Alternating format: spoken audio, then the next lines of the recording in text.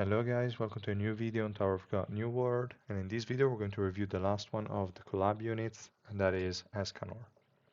So we're going to follow the usual structure. We're going to say how good this guy is, how are his skills, exclusive equipment, gear, ignition weapon, report, and we're also going to showcase a couple of clears with him. So let's just get started with the first point. How good is this guy? I will say that Escanor is an awesome tank. He's going to boost your blue team and take it to a whole new level. And he's also going to be helpful in other scenarios for sure. I would say the amount of investment he needs is not that high, to be honest. Most people, if you saved a bit for the collab, you can reach that stage, I think. Should be fairly easy. And I would say the minimum requirement is one purple to be acceptable.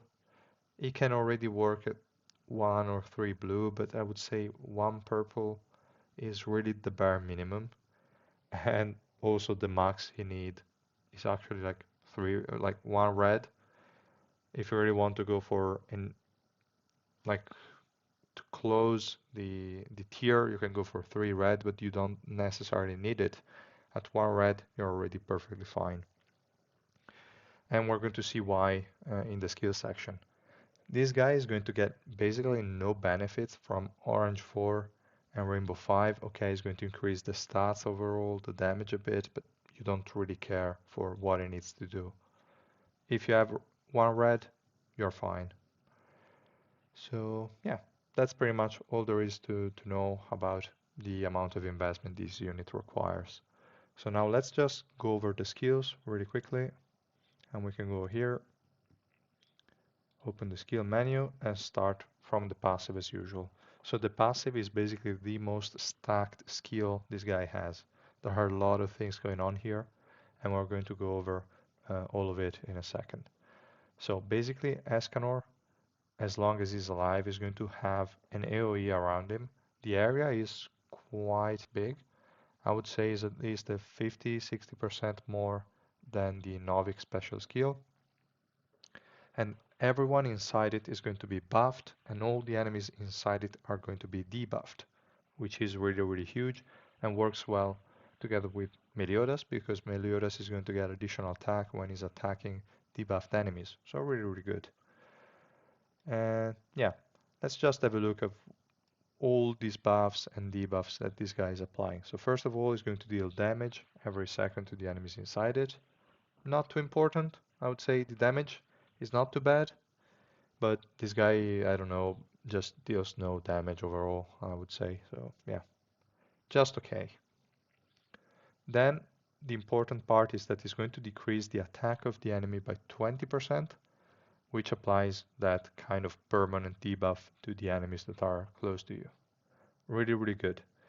In turn, is also going to increase the survivability of your team, obviously, if you're going to decrease the attack of the enemy. The second part here is even more important. It's going to boost physical and magic resistance of all allies inside this zone by 20%. And it's going to increase max HP by 20%. Another really great thing. So this boosts survivability a ton and is only going to get better from here. So there is this noon effect, or just Escanor is going to grow in size after a certain amount of time has passed since the start of the battle, and this time starts at like 50 seconds at level 1 and gets down to 25 seconds at level 5.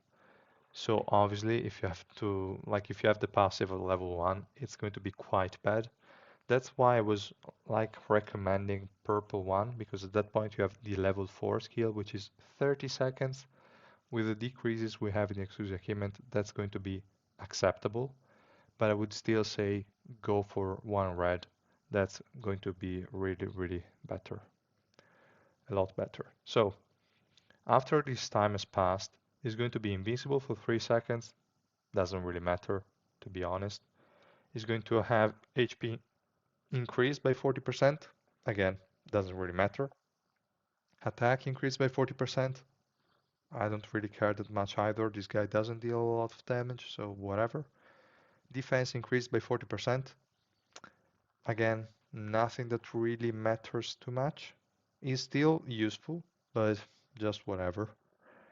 And then all effects of all effect coefficients of solar zone are increased by 1.5 times, which by the way it's written to me would mean like this 20% debuff would be increased by 1.5, so 50%.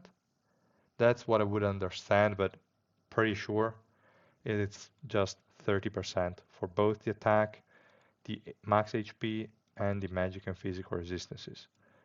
So that's still quite good, obviously. 30% in all of them is huge. And yeah, you're just going to get it until the end of the battle. Just really, really great. And the last part of the passive is just whenever he dies, he's going to like become immune to damage or just invincible for 3 seconds. So that for these 3 seconds you have the area up still. And then he's going to pull all the enemies in and slow them down. I I would say this is more useful if your Escanor is low dupes. In that case, that is actually going to proc, but for most Escanors or like once you have a bit of investment, it's really pretty much useless, I would say. So, okay, that was all that we had here in the passive. And remember, guys, this 30% physical and magic resistance is the most important thing in this passive, more than anything else. Like all the increases you see are just irrelevant. What you really care about is this magic and physical resistance increase. Then we have the acting one. This skill is just damage with a bit of crowd control, and then it's going to slow down enemies for 5 seconds.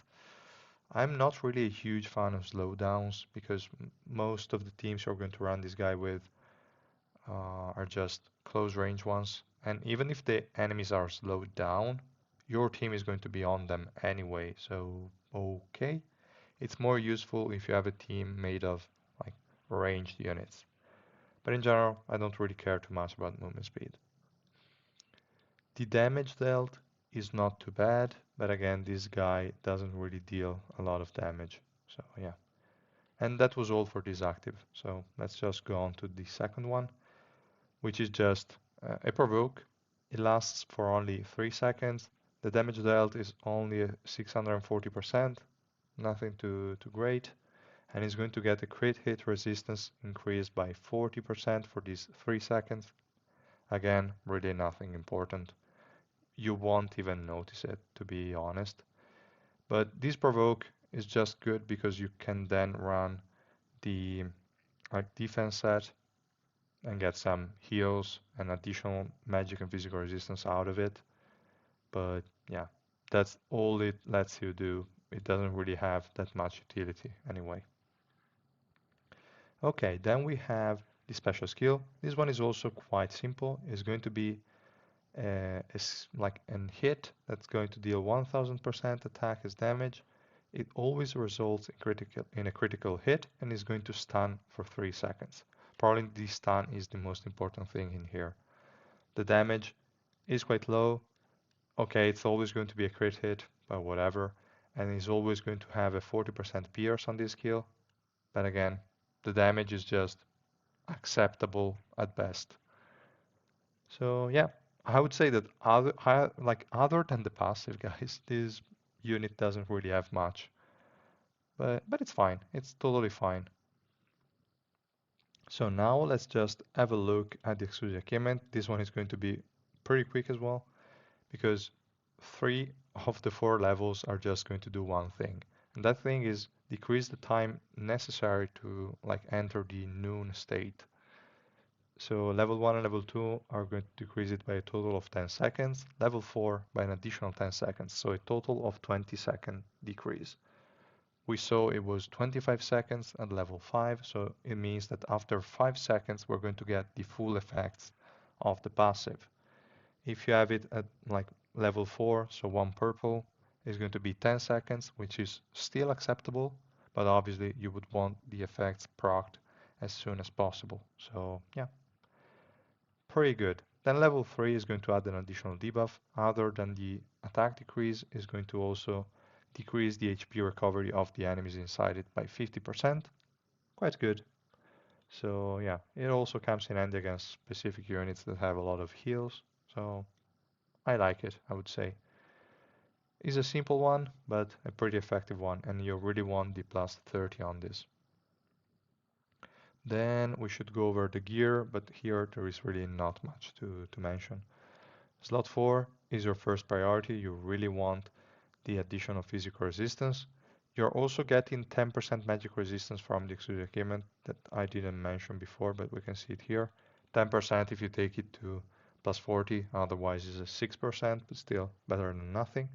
So you want to take slot 4 to plus 5, and everything else is pretty much not necessary. Accuracy, you don't really care. Crit rate, crit damage, you don't really care. And evasion, you don't really care. So I would say if you get slot 4 to plus 5, you're already good to go. You don't need to invest too much into this. Then, yeah, that's all for the gear. Let's have a look at the ignition weapon. So for this one, I would say you could go for two sets. The first one is the defense set because he has a provoke, so you can kind of proc the effect here. Upon a successful provocation, 30% of the wielder max HP is restored, so really huge heal. And physical resistance and magic resistance are increased by 8% until the end of the battle. Quite good. Unfortunately, it's not going to cast too many provokes. I think we can expect him to cast 2, 3, maximum 4 provokes in a fight. So it's not really going to be too useful, but still it's quite good.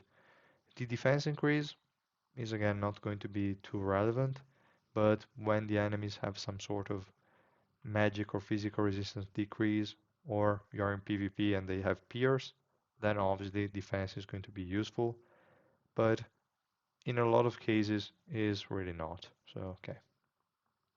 So this is one option. The other option would be the Runda set. For the additional HP, again, you don't really care. It's pretty much like defense. You won't really notice it.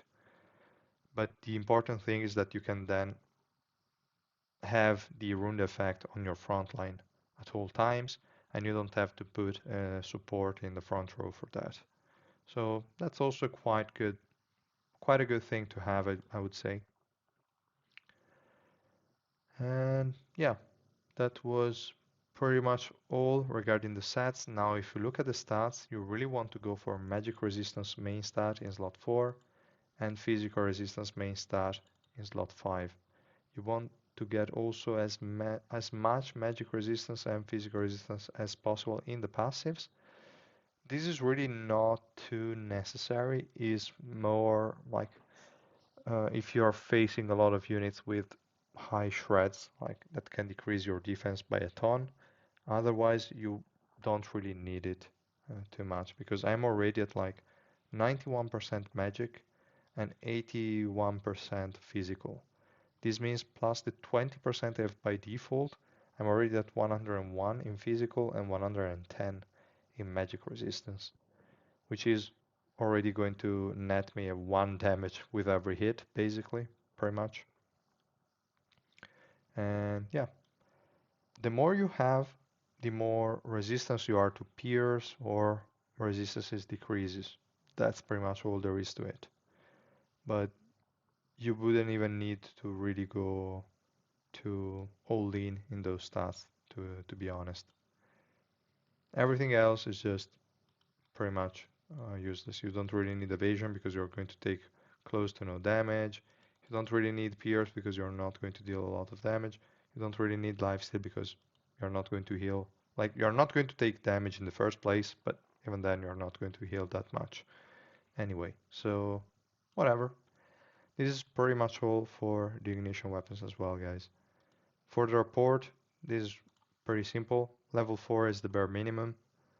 Well, not the bare minimum, but also all you need, because again, as we just said, you don't need evasion, you don't need accuracy, you just need this guy to exist so that he can buff your whole team or all your close range units, basically. And yeah, since these gifts are like given for free in the event shop, you might as well go all the way and max him out for the additional suspendium, but that's pretty much it. And okay, that was all for the report as well. Now I'm just going to showcase him, like show you a few clears, but we are just going to see that this guy really takes no damage. Like look at this fight. He's really under leveled, like 100 and something uh, link levels below the enemies, and he took 16 million damage. 16 million, basically nothing. Also, Meliodas didn't take anything, but whatever.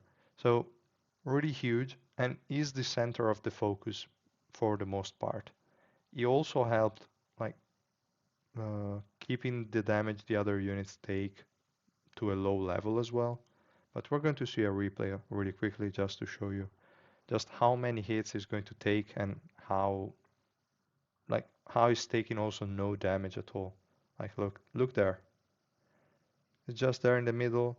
He's taking hits here and there, but yeah, he is really huge. Now the noon effect just procced is going to group enemies a bit.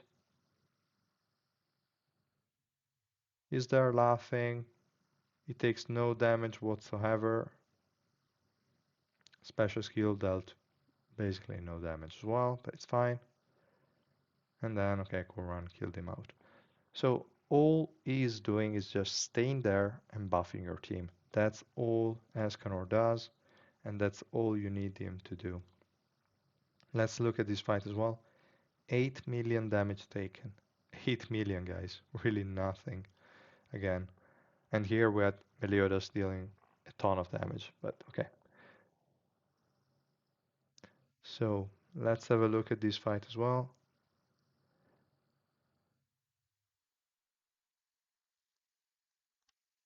Okay, this one was pretty much a random team with that Novik that was entirely useless. Leroro was also there for no reason. It just died for no reason as well.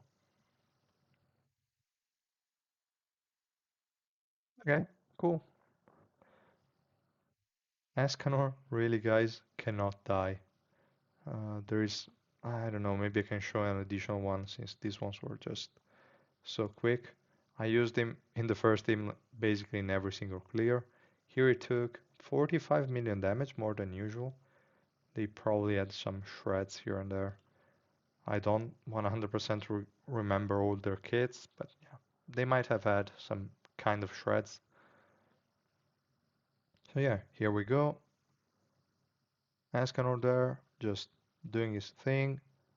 Okay, whatever. Here Meliodas just wiped the whole team out. Whatever. Grouping them out. Meliodas special skill again, killed two more. And then there is just the last guy here. Uh, Evankel. That's it. So guys, as you can see, this unit is just insane. It's boosting the survivability of your whole team by a ton. Now don't look at the guys I had here because they just died because they're dumb. And also I'm not running Urek with, okay, I'm running him with resistances here and there. Pretty much, I don't know, quite average. But usually I run him with Pierce. And this guy also has resistances but has a really terrible set because the one I usually give to him is used by Meliodas now, so whatever. But still, you can see that cool run even with 20 links less and with this shitty uh, like set with really low attributes, low everything is really a bad set.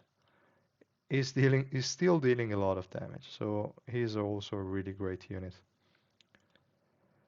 and not one to ignore. Okay, guys, I would say that this was pretty much all I wanted to show you, and yeah, let me know your thoughts on this unit. Let me know if you like the video, if I need to change anything on this kind of format. I'm open to any kind of suggestion. So yeah, feel free to comment them down below. So I hope you liked it. If you did, please drop a like and subscribe to my channel, and I will see you guys in the next one. Bye.